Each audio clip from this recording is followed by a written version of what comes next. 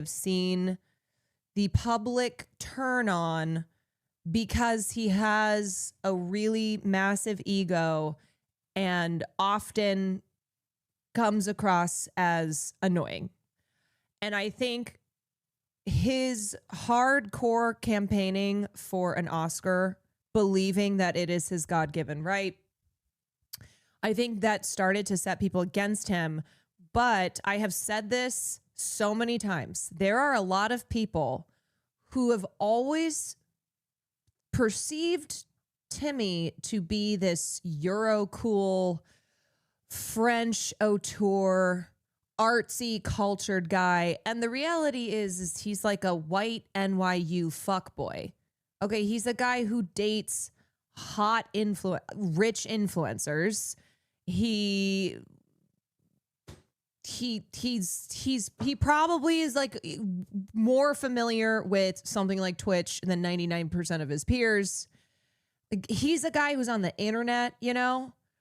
He has never been, and I think because his first couple films were Call Me by Your Name, in that world of artsy drama, serious type of films, people thought that are we uncultured?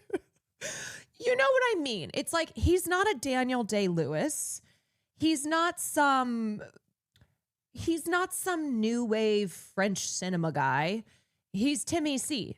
His name is Timothée Chalamet, which is a very fancy sounding, very French sounding name, but he is actually Timmy C. And so I think people's perception of him has unaligned with how he actually is. He's very much like his character in Marty Supreme. Like, he's more Marty Supreme than he is than he is like any of his other roles. Okay. And a lot of people who expressed disbelief that he would date someone like Kylie Jenner, that he would be in that world. I'm like, yeah, well, of course. He's Timmy C. He's like making rap videos. Have you seen his performances at NYU? Okay, so anyway, so there's that. Now, I think Timmy has. I am no Timmy C defender. All right, I'm no Timmy C defender, but this clip here that has produced a lot of pissed off people, and it has now gotten the Royal Ballet involved, the Metropolitan Opera. You have like the big wigs in opera and ballet who have chimed in to condemn Timmy for what he says in this clip. So I'm going to play this clip for you, and then I'm going to give you my thoughts. And I do think first of all, I do think you should know that this was a much longer conversation that he had with McConaughey.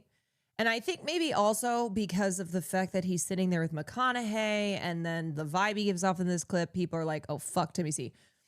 But this conversation was about the film as an art form.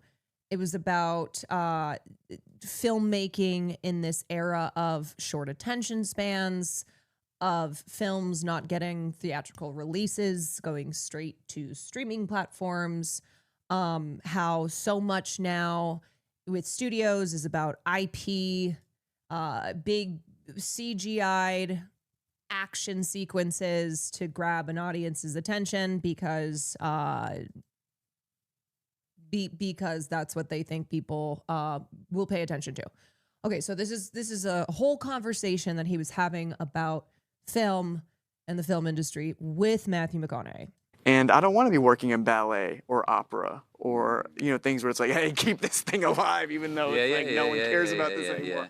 All respect to the ballet and opera people out there. So that's basically the part right there where he goes, nobody cares about ballet and opera anymore. However, and again, I am not in the business of I am not here to replace Club Chalamet, okay? But what he's talking about is that ballet and opera used to be at the forefront of arts and culture. They used to be premier artistic fronts and have become less and less so. Over the decades, attendance to ballet and opera has steadily declined. They have been dealing with issues like an aging demographic. I will tell you, as somebody who, as a teenager, like went to the opera for my 16th birthday, I asked for tickets to go see to go see an opera. People would always be like, "Are you 100 years old?" Like even back in the 2000s, in the millennial era, there was very much a are you my grandma? my grandparents like to go to the opera. My grandparents like to see the ballet. That was not usual even 15, 20 years ago. So this has been an issue that these institutions have been trying to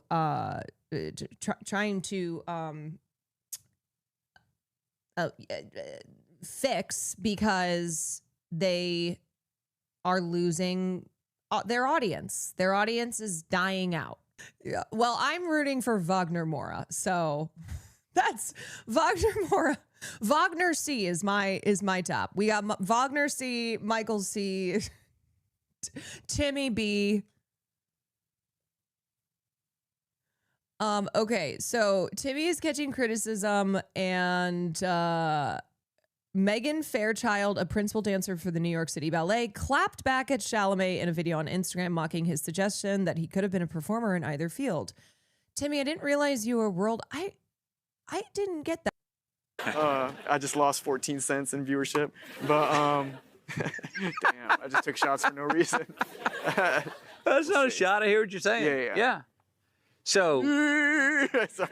And I don't want to be. Okay, so Timmy has no grace. Timmy comes across as a douche when he's like, haha, nobody cares about that shit anymore. And so it pissed people off, and it pissed off the Met. It pissed off the Royal Ballet, because it sounds as if he's saying, if you just take this clip, it sounds as if he's saying, fuck opera, fuck ballet. I don't want to be doing that stuff because I'm a movie star. When really this conversation is about how film is not an art form that is immune to the passage of time. Film, just like ballet, just like opera, is going through its transformational era, and there is the reality of people caring less and less about film as an art form. And anyway, so I think it's a tone issue here, and I think because it's, and I hate how often this is said, but out of context, where if you watch more of the conversation, it makes more sense as to what they're talking about. And also Timmy has just been kind of dinging his PR these days. He has not presented himself publicly in a way that people find favorably. There's more and more of this attitude that Timmy is unlikable. People are not vibing with his ego. They're not vibing with his, I want to be the best. This is what I'm going after. And anyway, so Timmy's family, his mother, I think, was a ballet dancer. He's talked about that in the past. Like during his Marty Supreme campaign, he talked about his mom doing ballet, his sister doing ballet, him growing up backstage in the ballet world, like in the theater world. So I don't think he's a person who actually hates these art forms.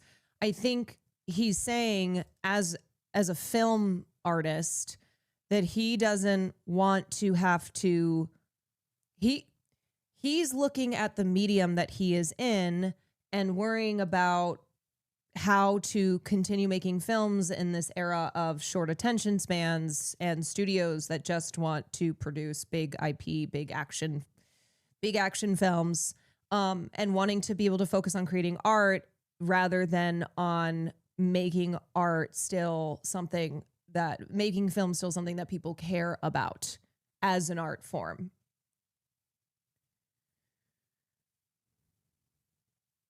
It's not film that people are caring less for. It's a slap push on audiences that we don't care for. We want fresh and original, yet we keep getting this douchey CGI comic IPs thrown at us.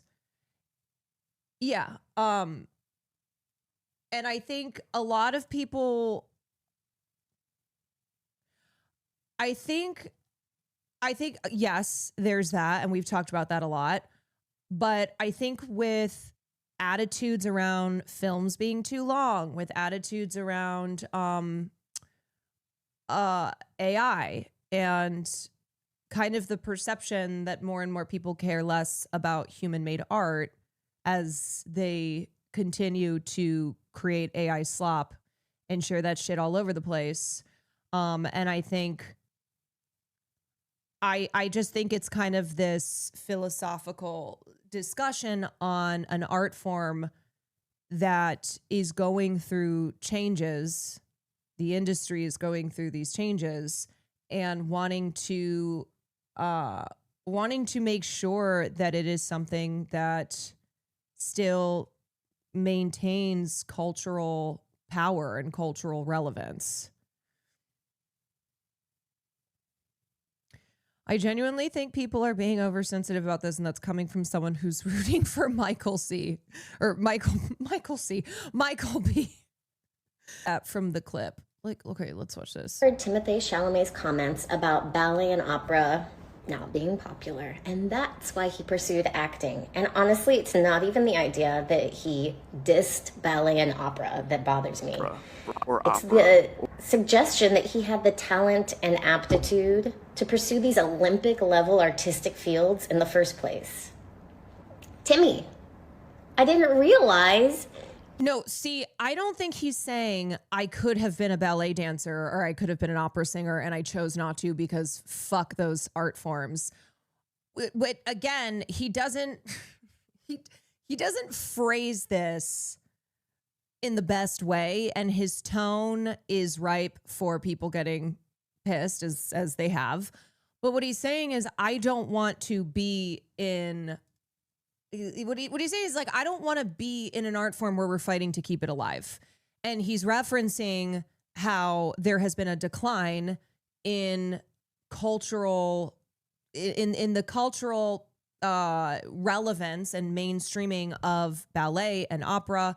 And those are audiences that's a demographic that is aging. That is something that there's just not really appeal. There's not really appeal for younger people. They're just not interested. They don't really have this desire to go to the opera, to go to the ballet. Yes, I think overall art has been suffering from rising production costs, which then means more expensive tickets.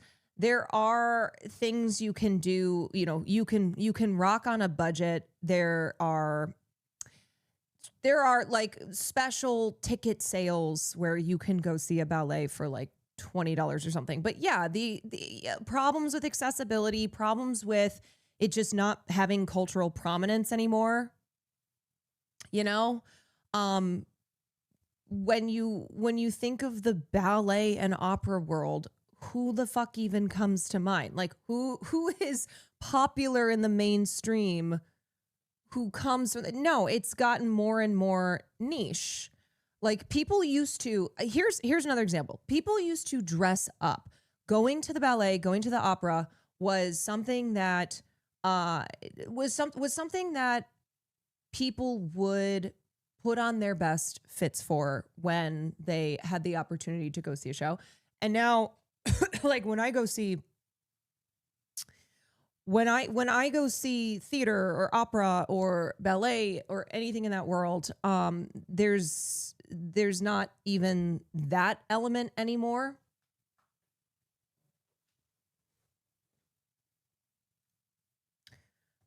You were a world-class dancer or opera singer who simply chose not to pursue it because acting's more popular. Ballet and opera aren't niche hobbies people opt out of for fame. They're disciplines you can only enter if you have the rare ability for them in the first place. Yeah, also, it is an objective fact that ballet and opera used to be more mainstream, used to be much more popular than they are today. I think you guys are thinking that this was something that was only, it was only like the 1% would go to.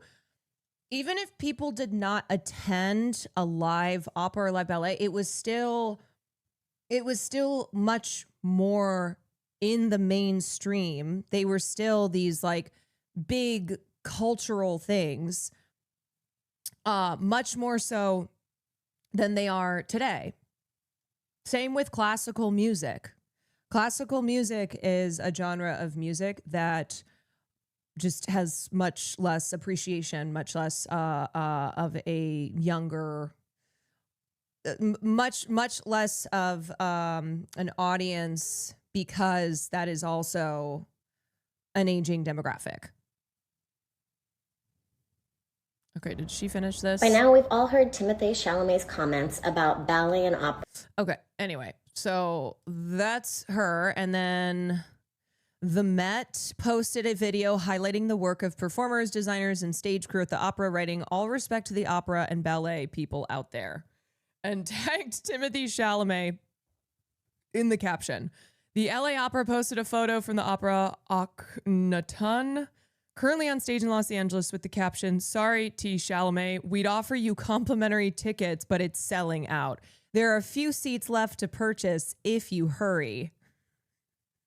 I am kind of laughing because I did not have it on my bingo card that the entire opera and ballet world would be coming after Timothée Chalamet in the final run up to the Oscars.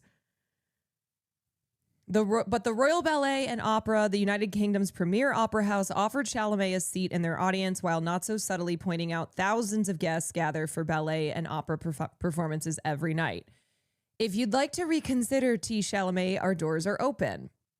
Performers from every discipline slammed Chalamet in the comment section of a video posted by Variety magazine that included the actor's controversial take.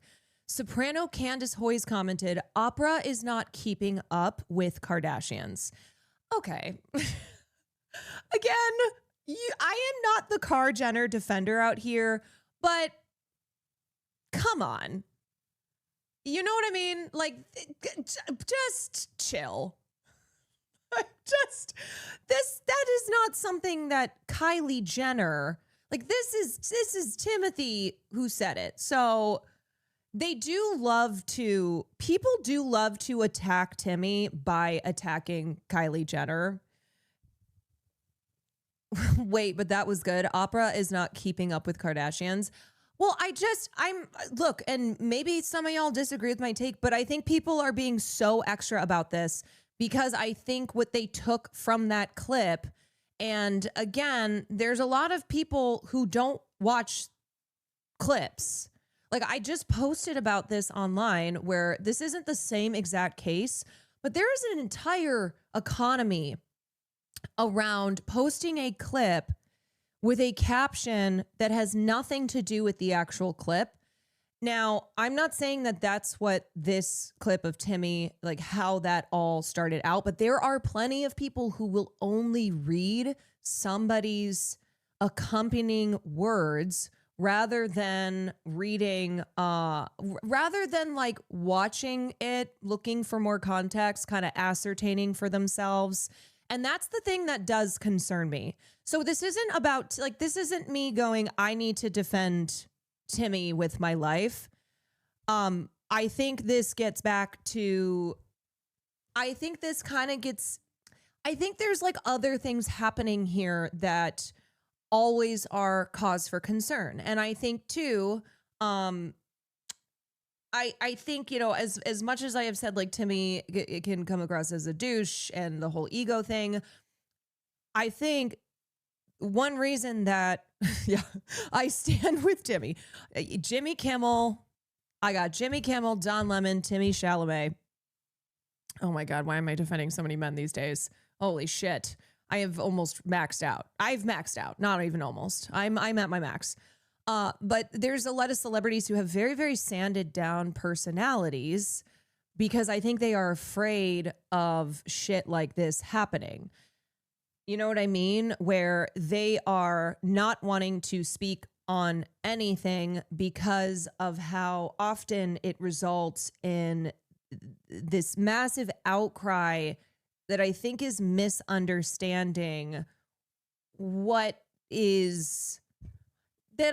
misunderstanding like what someone is trying to say. I know I'm not well. I think there might also be a more broader guidance here, which is just don't speak in other professions after you make a certain level of money, which he's definitely now at. What this conversation was with Matthew McConaughey and Timmy, I think is relevant. I think talking about film as an art form and it not being immune to the passage of time, like it's still a relatively new art form, as Christopher Nolan pointed out in his Oscar speech when he won for Oppenheimer. He was like, film is really, really, really young compared to a lot of art forms, which means that there's a lot of potential here to take it in even more, you know, in new and exciting directions. I think this hit a nerve for a lot of people who work in opera and ballet who barely earn a living wage. It sucks hearing a millionaire shit on your profession. Right. And I understand that a lot of people perceived this. What I'm trying to say is he wasn't, God, just call me Miss Club Kwan. Okay. Club Chalamet Kwan. He wasn't actually shitting on ballet and opera, but he does not have the aptitude. He is not actually this well-spoken auteur, this artsy-fartsy guy that everyone thinks he is. So when he's talking in a clip like this, he sounds like a douche. When he's laughing, you know, and he's like, well, you know, no offense, no one cares. And then he follows up like, oh, I just lost 14 points of, like, he's saying like, oh, people are going to be mad about what I'm saying. He was pointing out a problem in a really dumb way. Yeah.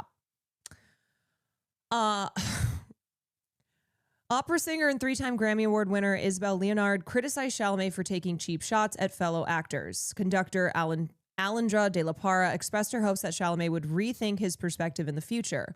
What a letdown to hear him say this when he's an idol to so many people. I hope he can reconsider and attend a concert, take part in a play, go to an opera, and then talk again. I thought I had a clip of him talking about when he was on the Marty Supreme campaign trail, talking about his mother and sister being ballet and how often he grew up backstage. Okay, and then the Met posted this. All respect to the opera and ballet blogger. Here's what I will say: if this does bring attention to opera and ballet, if people who've never been interested in it at all decide, you know what, I'm gonna go find some cheap tickets and go support ballet. I'm gonna go see this opera. That's not ever something that I would have gone after before. But great, like I think it's an amazing experience if you can go see a live opera, if you can go watch a ballet performance, if you can go, you know, experience live performance. I just think that that's culturally a really wonderful thing. You will love it. I promise. I promise. They are beautiful, beautiful art forms and astonishing to watch live. And you know what? I think these institutions do need to figure out ways to be relevant again, to be accessible. You know, how do they appeal to young generations who don't care in the ways that their grandparents did, who are not growing up with these art forms as a mainstay in culture, you know? So like,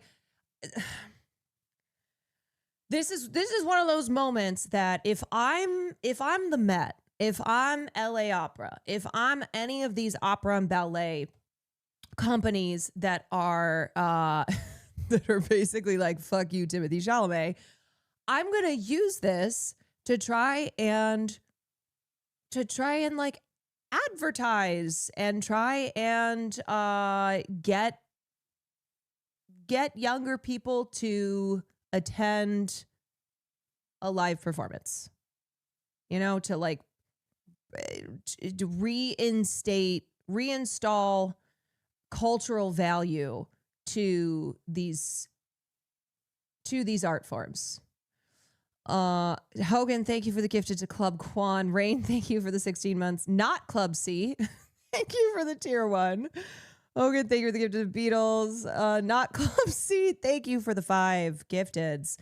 I think Club C, I think Miss Club is too busy still stalking Connor's story because I don't know. I mean, I would have thought she would have, maybe she's been all over this, but ballet and opera are not valuable as art forms, that like him saying no one cares, I don't want to be in ballet and opera, I don't want to be fighting to keep my art form alive, was not supposed to be a diss. There's like recognition of the just cultural relevance that a lot of these older art forms from film have lost, and then talking about, you know, how do you look at filmmaking in this current moment, and address like the role of not just being an artist who makes films, but getting people to care about seeing movies. I mean, that was a big thing with Marty Supreme. It was like they had a huge campaign to get people to the movie theater to watch the film. Timmy, 1 week away from having to potentially look at his crossroads, realizing he cemented his star power as the one marketable star of his generation, potentially at the cost of his Oscar. Yeah, and I think for him, you know, chill on the Oscar talk, because that doesn't actually make you seem like a serious artist. That makes you seem like somebody who wants to win an Oscar. And he has done that because he was getting backlash from it. And I think he did realize that he was doing too much. It's about to cross 200 million. Yeah, I mean, Marty Supreme was A24's biggest film opening. I think it beat some record that Everything Ever All at Once had. But it was it was Civil War. I can't remember, but yeah, if you say it was Civil War, I'll go with Civil War. But anyway, it was very successful, and a big part of the marketing was encouraging people to see it in the theaters. So I think it's actors going, my job isn't just to make a film, just, you know, it's not just enough to be an artist. It's like you're fighting for this art form because it's not immune to cultural and socioeconomic changes. Caroline, I found it. Oh, okay. Great. Thank you. This is the clip. You danced. Well, Exactly. your sister liked to dance. I grew up backstage at the New York City Ballet. My grandmother danced in the New York City Ballet. My mother danced in the New York City Ballet. My sister danced in the New York City Ballet. I grew up dreaming big backstage at... I don't understand how I couldn't have pulled this up myself, because I obviously run this account, Timothy Chalamet Updates. the Coke Theater in New York, you know? And does that help then in situations like this? Hugely. I'm like a Venn diagram of the best cultural influences of the 21st century and 20th century. So in a previous interview, you had mentioned you danced. And does that help then in situations like this? Hugely. I'm like a Venn diagram of the best cultural influences of the 20th. And that is our humble king. Yeah. I mean, this is what Timmy does, where he thinks he's being cheeky. He thinks he's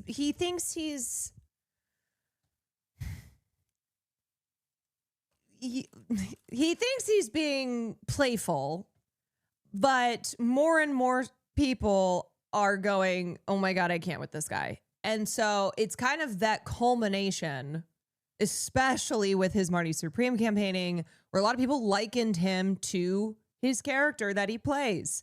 So then this fucking clip was just prime. It was prime time for going, enough is enough with Timothy Chalamet. Anyway, okay. I think that's probably think that's probably plenty for me to say on the topic. And, you know, as much as I would like to just go, fuck that guy, as much as I am not in the business of defending men, especially straight white men, I am ultimately in the business of critical analysis and media literacy and trying my best to explain the kind of bigger picture. And I think this was an instance where I totally get why people were immediately incensed. And I think Timmy is not a great communicator. I think he's somebody who I've always seen who he is, which is like a fuckboy from NYU who's talented as an actor. But a lot of people have likened him to somebody who's like a serious intellectual. And I think that's why there's a lot of confusion. He's a New York fuckboy. Diane Warren has a question now. So is the Timothy Chalamet ballet movie not happening now? She's already working on a song. Diane Warren is like, wait, I've got a perfect song for this. Can you imagine that Diane Warren finally wins an Oscar? She finally gets her gold writing a song for the Timothy Chalamet ballet movie. They basically do Billy Elliot, but it's Timmy C. Well, none of the Academy Awards this Sunday. No, it's next Sunday. She had a song already, but is worried that it won't have a movie. She's like, actually, I already have the perfect song for this. So now I do just need the movie.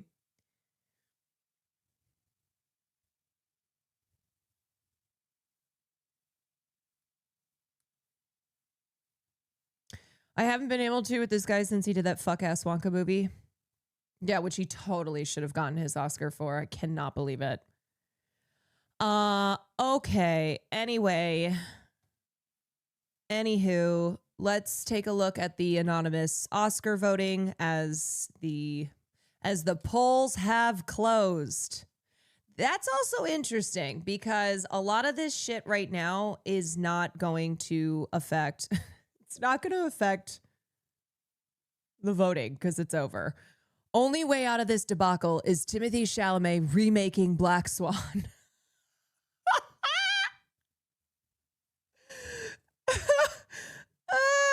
More specifically, is this version of Swan Lake. Oh, God, I love John Marco. If I'm still in line, can I vote? You know what? Go for it. Okay, so Oscar voting has closed. So the people, there was a piece that ran in the Irish Sunday Times that was trying to say Jessie Buckley's role in The Bride is so bad that it will cause Oscar voters to rethink her performance in Hamnet, which was really annoying because, come on, man, this happens all the time. So many Oscar-winning actors, either right before they win their Oscar or in between. I'm talking Adrian Brody, okay? Do you know how much bullshit Adrian Brody did in between winning for The Pianist and then winning for The Brutalist? Sandra Bullock, Julia Roberts, so many examples. So it kind of just feels like it feels strange that would be the framing of this piece of criticism about The Bride. And also, Oscar voting is done. I don't think that Oscar voters are all like have all seen the Bride who were voting for Jessie Buckley and then gone, you know what, I'm going to reconsider because of this other totally separate film, totally separate role that she did. I just really didn't. I did not understand that. I was like, what are we doing here? I need urgent advice. I'm 28 minutes into The Secret Agent, and so far I hate it. It has rave reviews. Do I need to stick with it, or am I too stupid for it? Definitely too stupid. Glad that you're at least self-aware.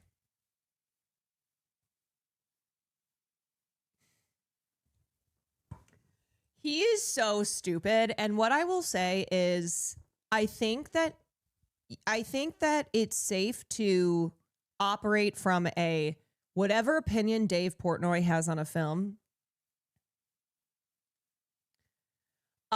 You should have the opposite of. I need urgent advice. Hey, I need urgent advice. It's like, dude, you weren't even good at reviewing pizza. Okay, you even fucked that up. Dave, we know you've checked your phone 40 times in those 28 minutes. You aren't too stupid for it. You just have the brain of a 12-year-old on TikTok. Give it up and put the Celtics on before you hurt yourself trying to focus.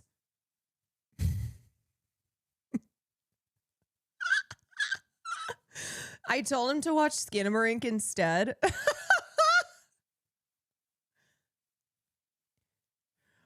Also, tweeting during the movie, maybe you know he's not paying attention at all. You know that he has not paid 1 minute of attention because there are subtitles. You know that Dave Portnoy ain't reading those subtitles. He's like, what's this? Words on a screen? I ain't reading that. That leg is going to pop up. He's going to lose it. Ain't no way is he getting to that part. Dave Portnoy, I cannot even believe put this film on. Like, I'm just even shocked. I'm even shocked at that part. Would you rather watch a Yorgos Lanthimos film with Dave Portnoy or Will Neff? Neither. Are those my only two options? Let me die. Let me die. 28 minutes in, do you think he even realized it's subtitle? He probably was checking and was like, why can't I understand anything? He's like, what's going on? Is my TV broken? Hey, I can't understand nothing.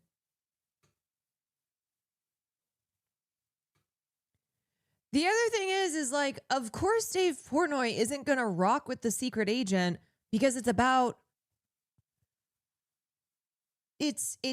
things that I don't think he understands or cares about. We need to send Portnoy to work the railways in Train Dreams.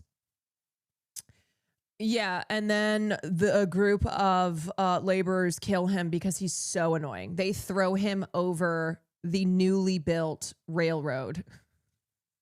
They toss his ass. They're like, yeah, we know you're a white guy and we're usually going after the Asian guys, but you are so goddamn annoying. They like crawl up a tree and cut branches off so they fall directly on his head. He's like, whoa. He might accidentally get hit by my giant log.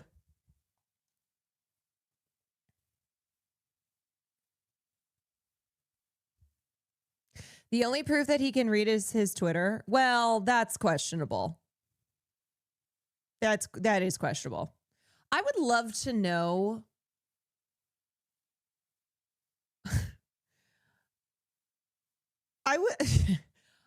I would love to know why Dave Portnoy even bothers with this stuff. Is he trying to come across as cultured? Is he trying to pretend that he is some student of film? Like he cares about a film like The Secret Agent? Because here's the thing. There are surely a lot of Oscar voters, members of the Academy, who've never heard of The Secret Agent, who have not seen this film. Okay, they've seen F1. he's basically 50, so he's from a time when movies matter more. But he always does this shit. He and Logan Paul are. Logan Paul love to do this shit where they attempt to watch an either popular film like Sinners, which Logan Paul I think went off on, or something that is relevant to the current political environment, but then they clearly have no grasp. They clearly do not have the attention span at all.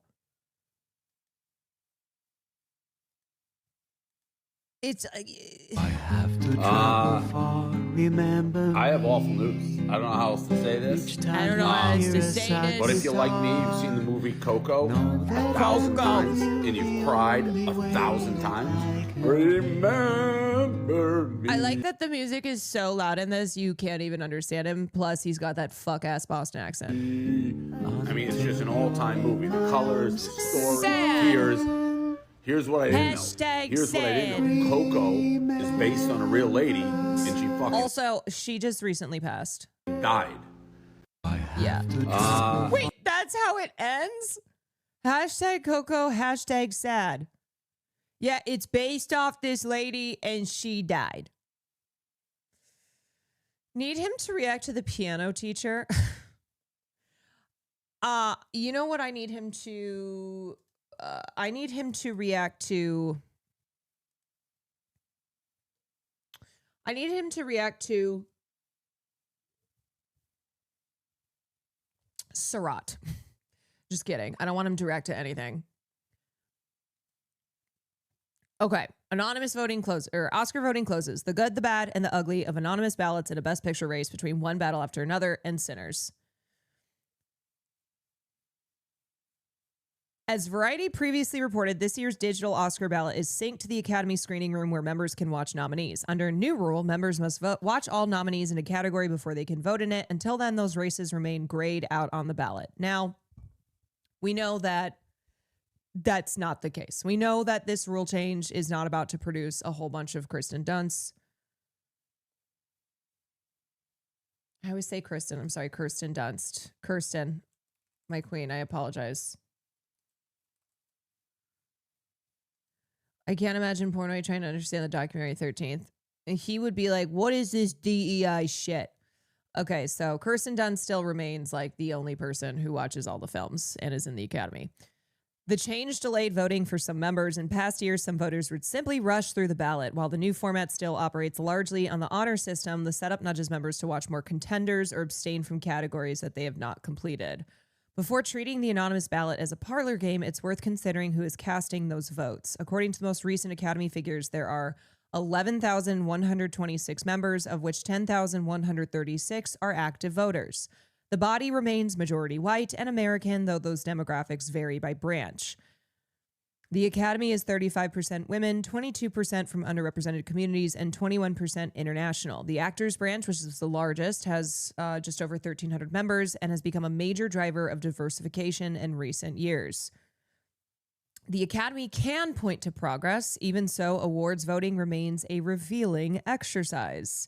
Here are some of the most notable takeaways from voters, including selections from anonymous Oscar ballots. Best Picture is a true-to-form two-film race with no story on Instagram going, so you miss me, huh? So you want me back, huh?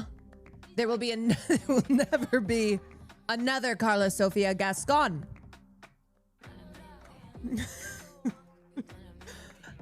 Your skin's already looking so much better. It's still so tight and dry, so if I laugh too hard or if I yell too loudly, I feel my face crack. But yeah, the redness goes down a lot after the first day. So now it's just like I feel like it's like my skin is just being pulled back. I've got one of those, it's given Jim Carrey over here. People are going to be like, she's a clone. It's not her.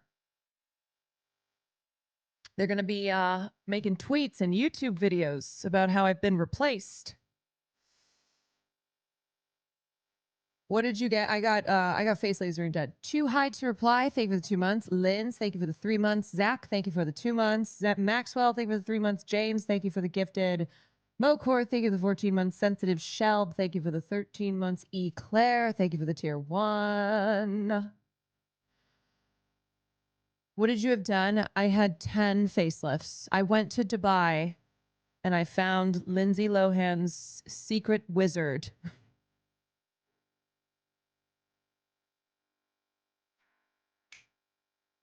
Permission at the J. Permission granted. Yes, Chugis has already gotten permission as well. This is your baseline permission to hit the bong, hit the J. Okay, what other updates do I have before we just launch into stuff? I have been looking at the TikToks that you guys put in the Discord, so thank you. I'm doing my research, checking out the TikToks that you have put into that channel that are kind of good to just take a look at what people are doing. So keep putting those in. Por favor. I'm hitting the wine and the sushi I waited an hour and a half for. Well, that sounds like a fabulous Friday night, I will say. Enjoy. We just watched Hamnet in the Discord a little while ago, and I understand why it's getting the love. Does anybody understand why it's getting the hate? Her takes are on the spectrum of baffling, like very confusing, very baffling, to straight up terrible. Really, really terrible. And she's one of those people who posts constantly. And anyway, somebody said in response to her not understanding Hamnet, like I don't understand her take because this was not difficult to understand. I think you can make the argument that it was dramatically overdone, utilizing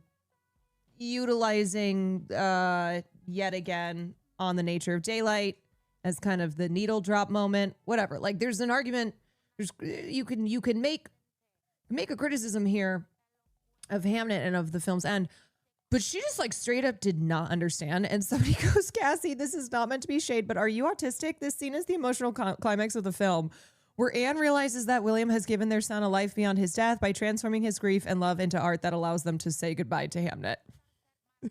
This is not meant to be shade, but are you autistic? I just, it's not one of those films where it's hard to understand what they're getting at. I also want to take a look at, of course, the Oscar anonymous voting that Clayton Davis reports on every year. And then what else do I have? Shitting on Ryan Murphy, of course. I have had enough with that man. When is the Ryan Murphy reign going to be over? We will be talking more about fascism and pop culture because of what the White House Twitter account, social media team is up to right now. It is always a good time to shit on Ryan Murphy. Yep. Crumpets, thank you for the gifted. Dank, thank you for the 21 months. Keeks, thank you for the 12 months. Oh, Sarah. Oh my gosh. Sarah, I'm sorry. I missed your 5 gifteds. Appreciate you. Thank you. Thank you, doll. Okay. Quick react. Beatles biopics. Paul Mescal and Harris Dickinson's accents as Paul McCartney and John Lennon revealed. Volume up. Being said. And just being like,